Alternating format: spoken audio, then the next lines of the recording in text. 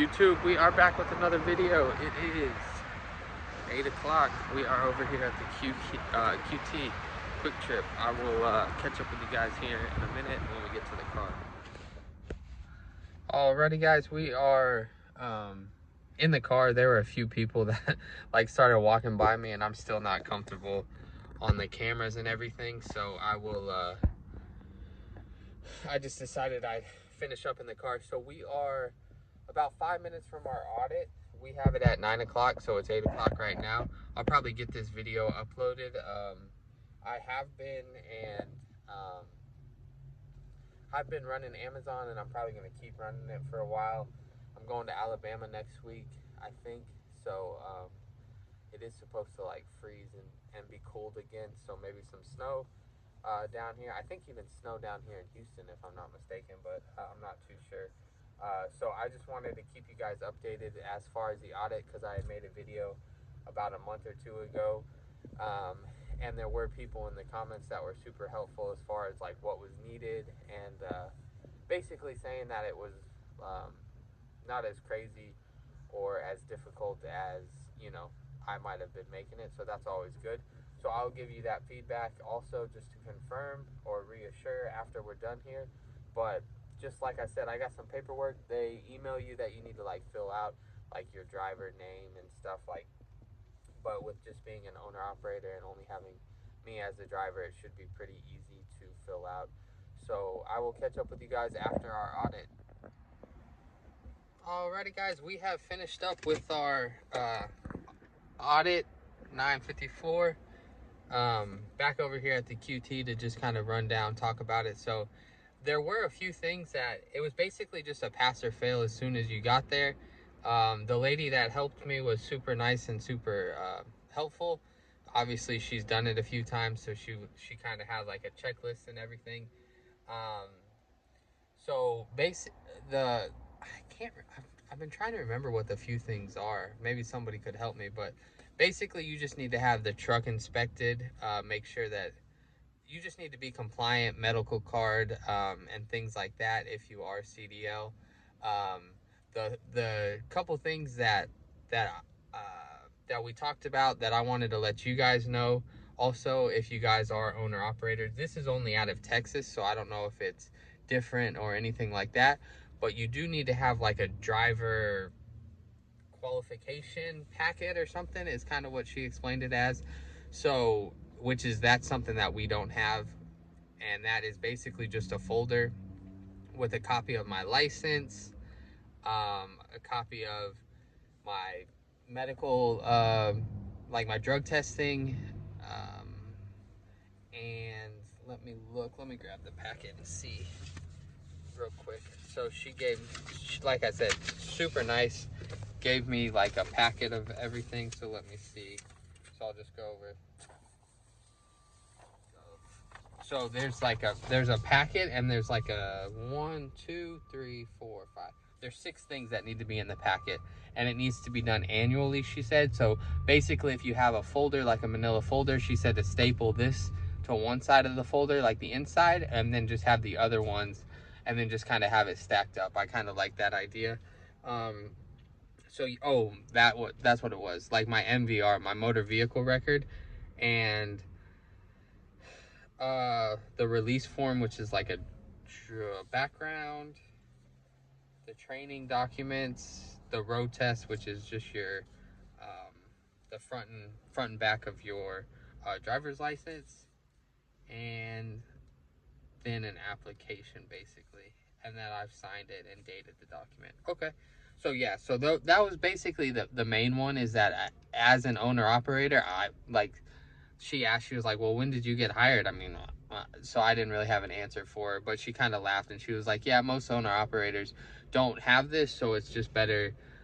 So it's common. It's not like I was the only one. And then the other one was the maintenance. So I need to have like a maintenance folder. So any repairs that get done, and then any PMs I need to have, which I do keep those receipts. I just don't necessarily have them in a maintenance file. So those were kind of the two big things. Also my UCR, and I don't know if it applies to you guys as well, but it literally, it says that it's good until 12/31/24. So she was like, you just need to renew that as soon as possible. And I remember renewing it, that I was able to print it out as soon as I bought it. So basically, I'm just gonna buy it, go home, purchase it, and then just print it out, and then just keep a copy in the truck. And then I think the official UCR is like it's a thicker piece of paper. It gets mailed to you. But as long as I have the receipt in the truck, it works, because that's all I've had in there before, and it worked just fine.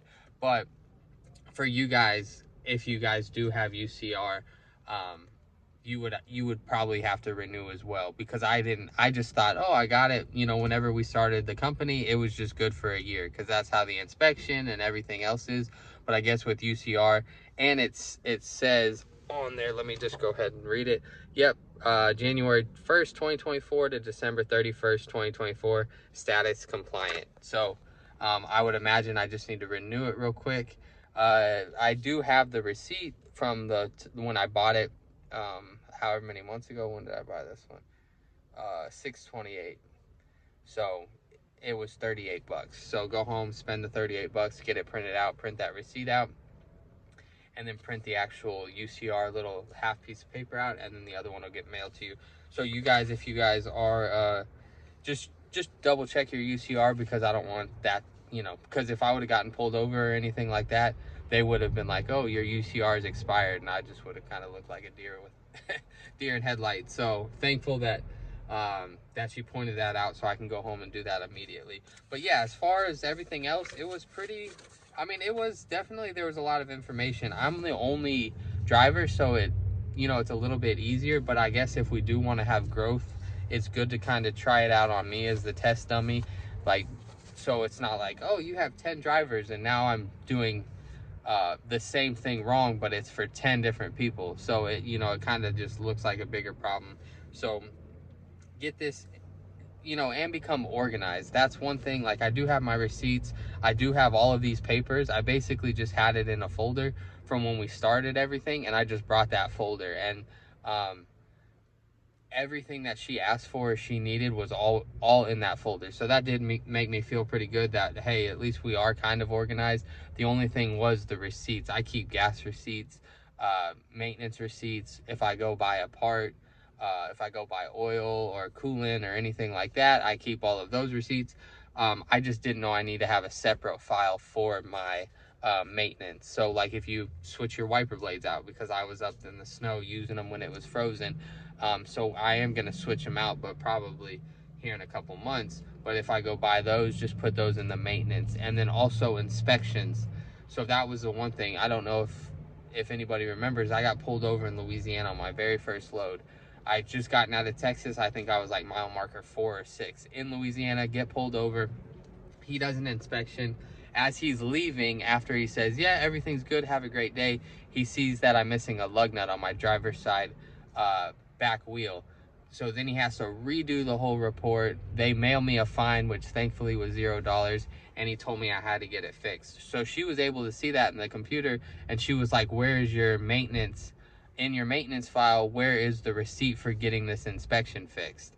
And I didn't have an answer for her. So those are the things that, they are able to see your inspections, and they are able, or then they would ask, when did this get fixed? Or, if something were to happen, like a wreck or something, they would want to know, have you had your PM? Have you, done certain things? And if you don't have it, then basically they can just kind of say that, that the truck shouldn't even be on the road, or that, it's the reason why X, Y, or Z happened. So it's all just to kind of cover your butt, which at the end of the day, yeah, that's all we're trying to do. But yeah, overall pretty easy. Don't want to ramble for too long because it's already been like 7-8 minutes. But pretty easy. It's a pass or fail. You need a couple things.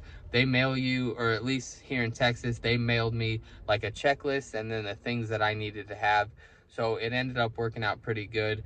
There are those 2 things that I need to get, or 3 things that I need to get taken care of. One, immediately, the UCR, because it's only for 2024, so I need a 2025. And then the second, or the other 2, are I just need folders, which I have folders at home. So I need